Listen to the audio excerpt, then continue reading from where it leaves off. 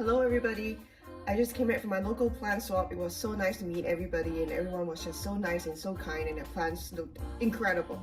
But anyway, I came home and I was, walking around and like watering my stuff. And look at this melliflua.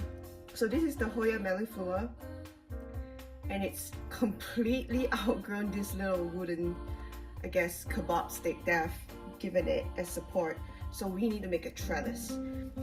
I remember when I first started my Hoya journey that I was trying to make my own trellis to save money because trellises can get really expensive when you buy so many. And I was trying to figure out how to make those beautiful braided metal wire trellises. And I had to go through so many videos to get all of the information that I needed and wanted in like one place. So I'm gonna share all of the things I've learned and what has worked for me since I started making my own trellises.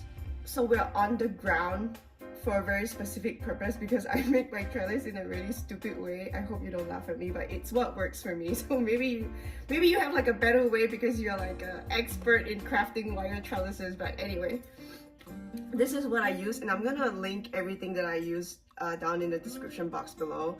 But I get a huge reel of this off of Amazon for like really cheap. And you can make it yourself. The most important thing that you need to pay attention to is the gauge. So the gauge determines how thick the wire is. This reel doesn't say what gauge it is, but I'm gonna leave that information in the description box down below so you know. So some important things to know: if you buy a wire that's like very thick, it's gonna be very sturdy, but it's gonna be incredibly hard for you to like bend and like braid.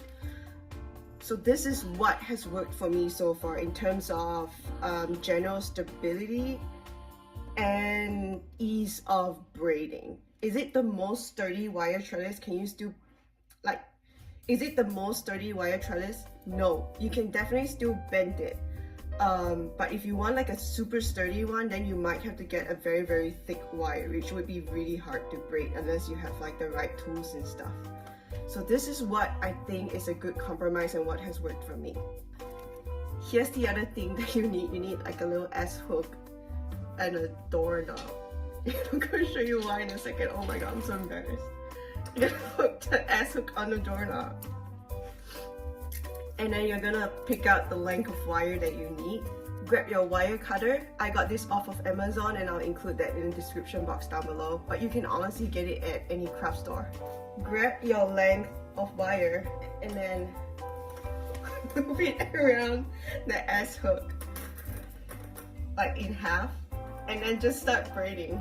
Like honestly, this is so dumb, but just like twirl it around with two hands. And again, because this wire is not that thick and it's pretty flexible, but thick enough that you can like safely trellis things to it, it's pretty easy to bend with just like your bare hands. You don't need any special tools or equipment to do this. You just keep going. Okay, so I'm done braiding. Let me explain why you need the S hook.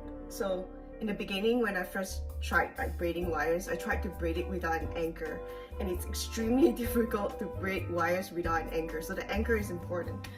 And then when I realized I needed an anchor, I was like, oh, a doorknob's a good idea. So I looped my wire around the doorknob, but then as you're braiding, it's gonna get tighter and tighter around the doorknob, and then your trellis is just stuck. And there's no way you can get the trellis off the doorknob.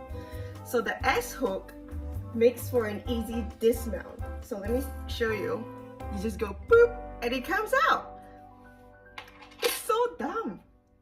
And here you have your really nice uniformly braided wire trellis.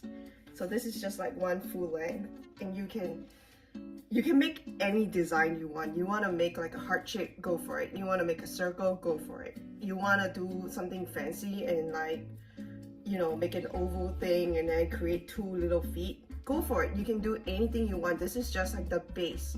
So for me, once I'm done braiding, I usually have some stray wires at the end, and I'll just grab my wire cutter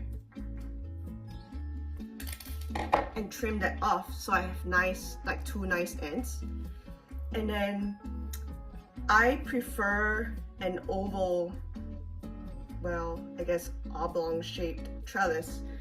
What you want to do now is to use a sturdy object to shape your trellis. But for me, because I'm just doing something very basic, I'm not gonna shape it against anything else. So this is gonna be my trellis. And then you grab your plan, you stick your trellis into the plan, and then you trellis it.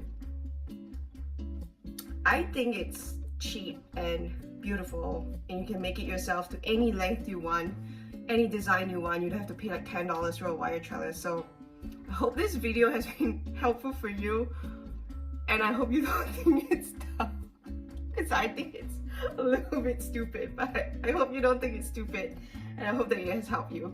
One last note, I really like this brand because they have so many different colors, and I can confirm and promise you that this doesn't rust. I stick them in like my straight up semi-hydro setups, and they're constantly red and they do not rust. So I can promise you that. At least it hasn't rusted for me. So bye. I hope this video has been helpful for you.